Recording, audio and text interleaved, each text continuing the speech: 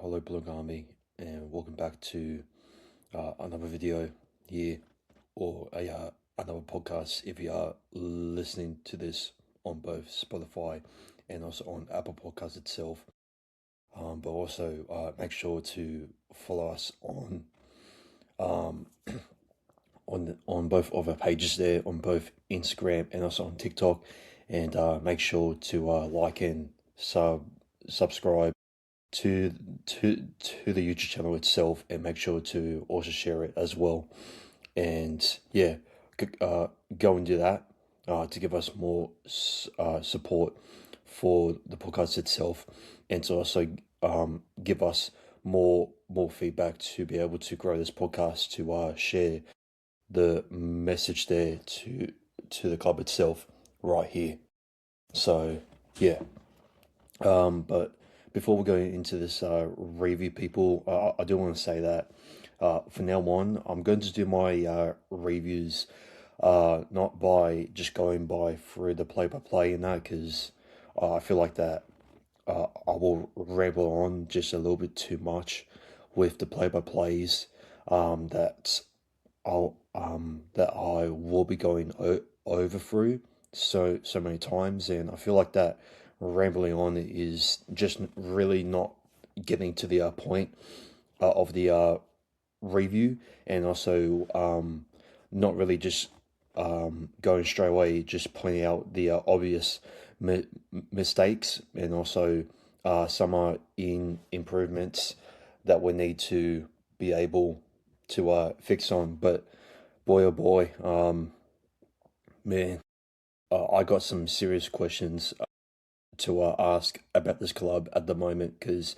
going into the bye with this type of performance against one of the worst ever Melbourne Storm sides that kept on gifting us possession after possession in the second half, with the amount of penalties, errors, and just poor fundamental errors, we did not make them pay. Although we will ask him some serious questions in the first half, we did not still ask him some serious. Sorry, we did not make them pay the way that they made us pay, like as they normally do to their opponents. Where if you see them make a error there, which at the moment they are completely just weakened, and the four pack is just depleted. Although um, that player who made his debut, Cooper Clark, where he has played for one of the schools down the road from where I am, to let him score and to let him just get like a line break like that for our four pack there was absolutely just embarrassing there. And I gotta say, man, like the way that we can see against Josh King, and when he was about to go for that run there, which he had absolutely just nowhere to go, and yet our players just stand there. It did not take advantage of that, and he went through and scored one of the most softest tries and the most weakest and the most embarrassing tries that this four pack has conceded this season. Was absolutely just shocking, and I have no words to describe on how frustrated I was from not only seeing Josh King to score a try like that, but to also see Harry Grant to also go over, where none of our kick chasers were just staying committed. Unlike Junior Bolo and Saxon Price, who were the only two that were trying to chase on to Sua far longer, and yet the other players just were just gassed out and just couldn't even be bothered, or couldn't even have the balls to really just try and pin down Sua for Lungo, as what we were doing in the first half, where he had no tackle breaks there, and yet that moment came where that moment gave Harry Grant to put the game to bed, and yet there we were, there we were just trying to just at least solve our execution plays where it was our poor fundamentals and low IQ plays and timing that none of the players, and especially Mitchell Moses as our captain, was not communicating with them at all. And a lot of people and a lot of Parramatta fans have been saying is Mitchell Moses being the captain right now. Do you reckon that he is just carrying too much on his legs while goal kicking, which I reckon he is? Is he carrying too much on his shoulders that he always has to communicate, especially with Talon da Silva? And I get that Talon da Silva is still just a kid and he still has a lot to learn, but like still like um, there were some players where Talon da Silva was absolutely just frightening that he didn't want to be expensive at times, and when there was like moments where we had to be expansive, we didn't even go for it. Like I don't get why some of the players were just being so scared that that we did not go expansive at times where it was necessary. Pardon me. And I don't get why that we always had to rely on Mitchell Moses just just to do something where some of the players had to step up and they had to do at least the most simplest jobs, and that was Brian Kelly, where he overran that receiving ball there. I believe was from Josh Papali, or was it from Sean Russell? Whoever it was, he kept on running it, and his defense was absolutely just shocking. And he went back to his old ways. And the only thing that he has done good, as what he has been doing with his try assists, is putting the grubber kick there, and Jack Williams and Jordan Sam running. I think it was Luca Moretti. I'm not too sure who was with Jack Williams to chase him down before Karen Munster tried to have a touch, which he didn't, and Jack Williams just tried to plant the ball down there before the dead before the dead ball goal line there, and yeah, um, yeah, we just couldn't find our rhythm there, and our communication was just poor. I thought that some of our attacking styles there were just very questionable, and I thought that Julian Bolo, he really tried his hardest there, along with Jack DeBellin. Although Jack DeBellin was a little bit how you going in attack, he was still very very sloppy. But I do think that Jack DeBellin really committed to his tackles there. But yeah, Charlie Geimer, I didn't really get to see much of him, to be honest. And I think the question is that did Jason Rolls miss a big opportunity to start either Harrison Edwards or either Teagun Brown? Because I know that we have this thing where we can't start players there because of the top 30 rule or whatever it is. But I just feel like that, as I said in my preview, I was very surprised that he didn't even start Harrison Edwards on the bench, or even give Teagun Brown a real opportunity there to really just give us some massive forwards there. If some of the forwards there, like Charlie Geimer or some other forwards there, couldn't even commit to it. Tony Mattelli, he didn't really get that much ball, to be honest, but he was very decent with his tackles there, especially on off run kickoff there, where I think him and Dylan Walker pressurized on Moses Leo, I believe it was. I could be wrong. I'm not too sure which player dropped the ball. I might go and check that right now, people. I'll share the screen here. Pretty much play by play, half time, and then yeah, it was Moses. Oh, sorry, no, it was Davy Mo Moali who got pressurized there from Dylan Walker and Tony Mattielli, and that was a very good technique tackle there from the both of them, and yeah, nothing too much there. Look, I feel like that if Talon da Silva couldn't really have the balls to really just go expansive there with his pass there, I feel like that Dylan Walker um, should have been rotated there. Like in the right way. And this is what we have been questioning with the rotation there with Dylan Walker. Why have we just gone away of just rotating on how we were with Riley Smith and Dylan Walker before we even got in Talon da Silva?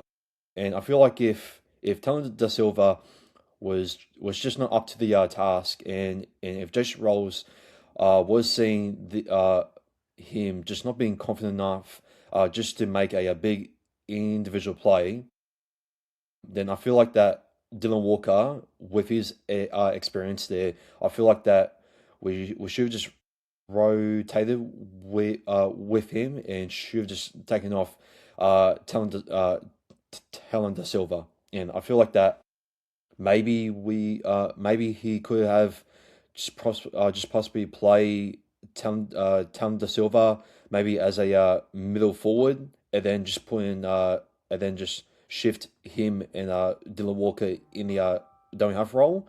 But like, I'm not sure if you can even make that work, because I don't think there's any real big difference there. And like, that's just a question that is just very tricky to be answer with. But yeah, look, our backline defense was absolutely just terrible. Our kick chases in the second half was just absolutely pathetic, and our only good player from our backline who are actually saved a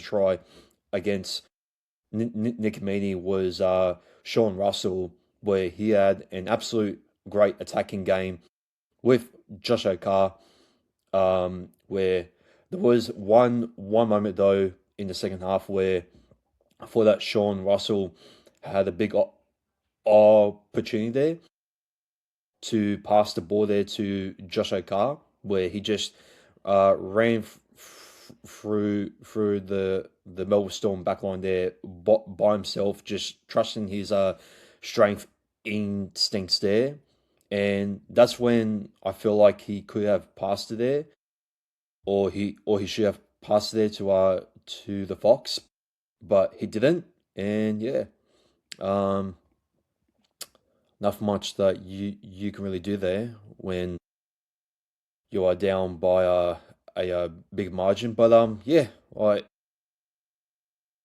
feel like not only some of the players need to be taken accountability. I feel like that either Nathan Brown has some accountability to be taken with the poor efforts from our attack there.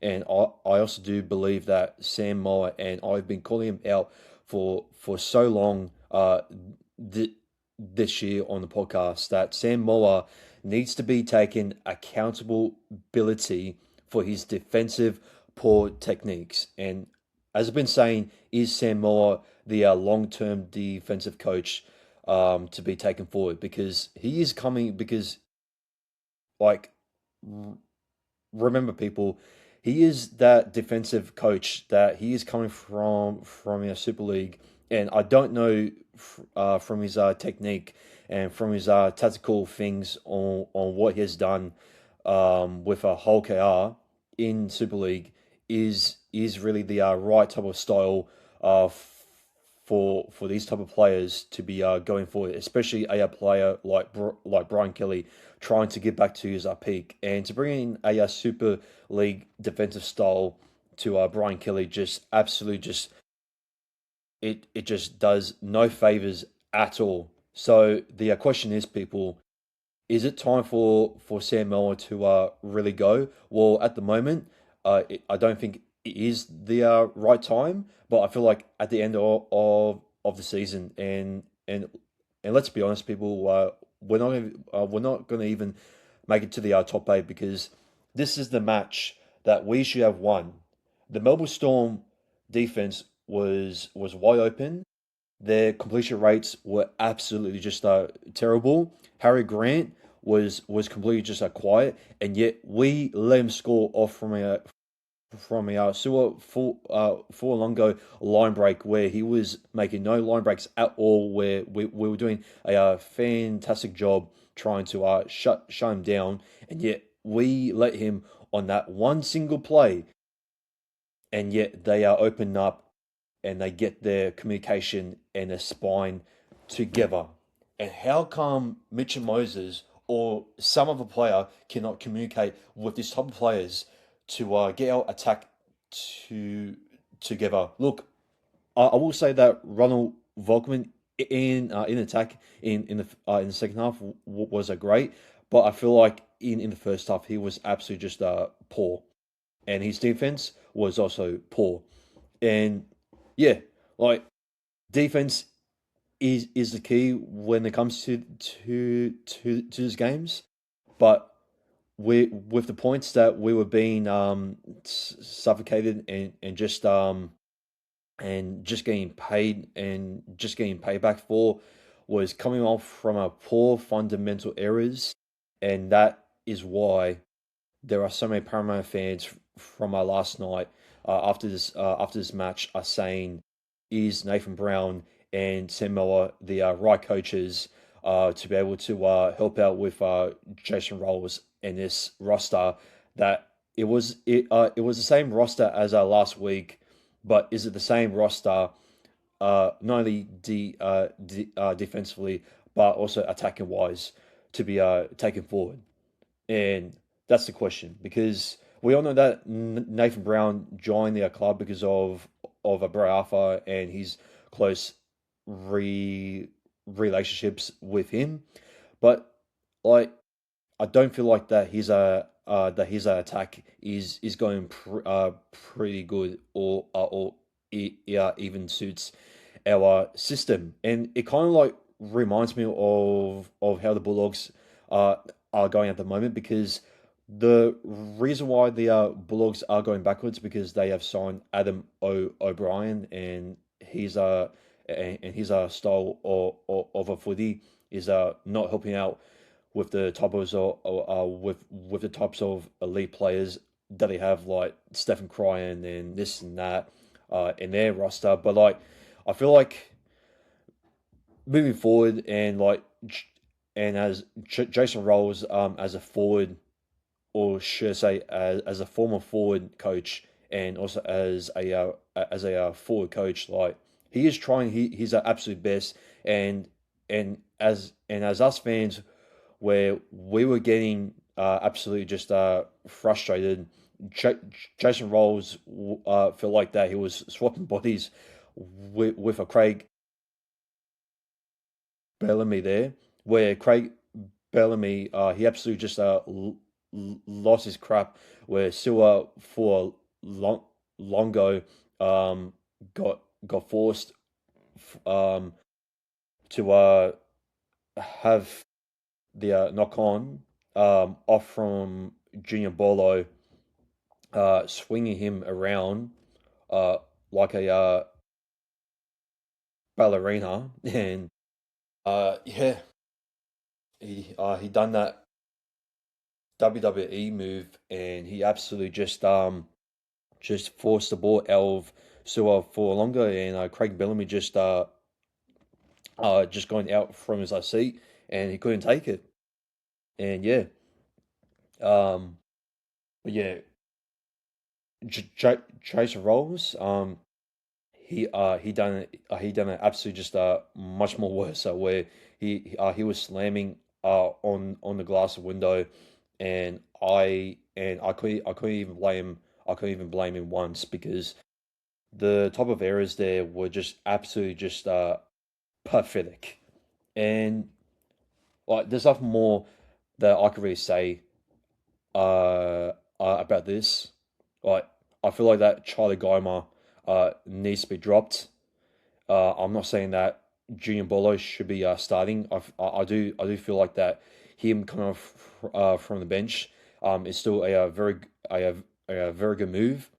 But I feel like um, that Charlie Geimer is just not that it's not that fancy, like um, is not is just not that well um, structured the defensive prop moving forward in that middle uh, position there. And I feel like that a player like Ticum Brown, who could put on a couple of heavy contacts there, where we were missing some of the players like him, or either Harrison Edwards there, where why not just bring them both? And it's going to be very interesting with most of the players coming back, especially that poor defensive effort there from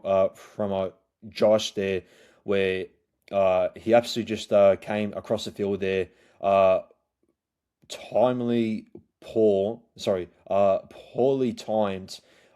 He's a chase there to try and take down Moses Leo, where Brian Kelly done an absolute dumb decision there when just chasing in on on a Jack Horov, and he just opened up the gap, and it was like Marcus Evo era 2.0, where he kept on when he kept on chasing in. And this is why, like, we go back on our Sam Moa. Has Sam Moa really fixed our backline defense, where over the years, especially when we made that 2022 grand final, and where in previous years, before that, where we were even close to making to the grand final, our backline defense was our major issue, and today it has still not been fixed. And why am I still here and also still hearing fans still making complaints about our defense week by week by week? And yeah, like, it's just very frustrating, and it just doesn't make any sense. Just to keep on just having the same thing over and over and over again. And I get that this is I get that this is a rebuild, but if you're gonna have this type of defense just moving forward from the Super League type of structure that Sam Moa is bringing in when he was the defensive coach for Hull KR, like, what's the point of bringing in that type of defensive structure where, okay, sure, he has won premierships, and sure, he may know a thing or two to win a premiership, but does he really? With the way that we were defending on our backline there, with Brian Kelly just not knowing on how to control or to even time his runs there, or his catches there, like, bro, like, I just don't get it with Brian Kelly. Like, people have been saying that, oh well, why are you hating on Brian Kelly in that he's been going good, and he's been catching these balls. Oh, he has the speed. He has this and that. Like, okay, sure, he has the speed, but he just doesn't know on how to use it. And I'm sorry to say this, but but but like, Sure, our forwards there also need to be taken accountability there to let like players like Harry Grant or like Sua Longo and some other players like Cooper Clark just letting him through. Although he was a very hard player to be stopped by, which fair enough, but like still um you still gotta like question eyes on our long major term issue with a backline defense there, and I just don't know if Brian Kelly is the right winger to be taken forward. As I said before, like the only thing that he can do right is put in those are kicks, and yeah, but I just don't know if he's the right player to be taken forward. Like, which other player do we have to even re replace him at the moment? Like, uh, Raz Nava, where I don't know if he is going to be illegible to be able to come back to first grade with this whole top 30 thing that we have to think about. And yeah, it's going to be very interesting to see on what Jason Rolls does with the changes coming into the bye, and with some of the players coming in, I feel like that players like Charlie Geimer is going to be dropped. Look, I feel like that Kelmo Tuolungi also. I feel like he was pretty good defensively. I don't think he has done anything wrong. Like we see his tackles over here. Like he made like 30. Sorry, no. Let's see how many tackles did he make? He made about like 28 tackles and two missed tackles there. Julian Bolo, okay, sure he made three missed tackles there, but like still, Storm barely had possession there, and yet the Melbourne Storm just kept on attacking on our edge where where Brian Kelly was, and they kept on passing the ball out where Moses Leo was because because they knew that Brian Kelly would easily come out from his line there and just do something stupid where it will make it much more harder for some of our players like Josh Papali to come across the field and to be able to stop players like Moses Leo or either Jack Horriff, just to be able just to sidestep their way over and just use the strength there, and it's just not good good enough from our backline de defense there. But yeah, but yeah, look, there's nothing really more to really say, to be honest. But like, yeah, man, like this is pretty much kind of a repeat from round one, and I know that we didn't concede 50 points in that. And hey, look, another positive is that we didn't even have any injuries coming out from this game, and yeah, at least that's another good thing to think about. But like, still, I I don't know what's worse, making so many fundamental errors when the worst Melbourne Storm team is wide open, gifting us opportunities after opportunities to be able to go in for the kill, and yet we still let them score 34 fucking points.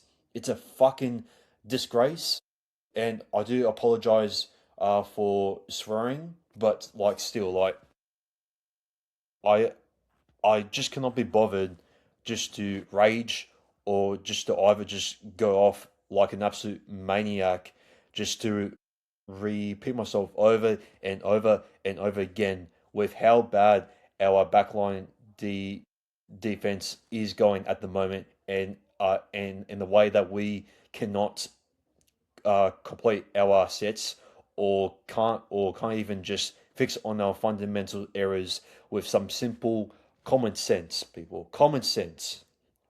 And okay, sure, some of the players there still need to learn, but like still, I don't know why we're not um like just learning from our efforts there by the end of the year from last season, when, when when we put on 66 points against the Newcastle Knights, one of the worst teams in the NRL in 2025. And here we are versing one of the worst teams in the comp at the moment, and yet we still cannot get the job done. And yeah, like, and I just feel like that the coaches and some of the players deserve to be dropped. And that is my quick review and some of my points taken into this video here. If people have enjoyed this quick little review here, please give it a like and subscribe. Sorry, no. Before I actually end the review there, people, I actually forgot to do my 3 to 1, and quite honestly, I don't even feel like that it's even the right thing, but I will do it anyways. I will say that Sean Russell, I will give him 3 points, 2 points to Mitchell Moses, since he was trying his absolute best, just to even make himself look good, to even get that Blues jersey. But yeah, as I said, like the communication was just not there, and maybe you could maybe not put Moses in the 3 to 1, since he was lacking that communication with with his players like Talon Da Silva and many more that were just not doing the jobs there, especially Brian Kelly. And yeah, um, I'm gonna give three. I'm gonna give 1 point to uh 1 point. Yeah, and quite honestly, I was gonna give it to Talon De Silva, but like some of the moments that he was doing, he was just overlapping, and I don't even think that Talon De Silva uh uh deserves to be in the 3 to 1. Sure, his defense was just amazing, and he has made 49 tackles, but he has also missed six. So yeah. Um I will actually give 1 point there to Josh O'Carr. I thought when we scored our first try there, I did see Josh O'Carr was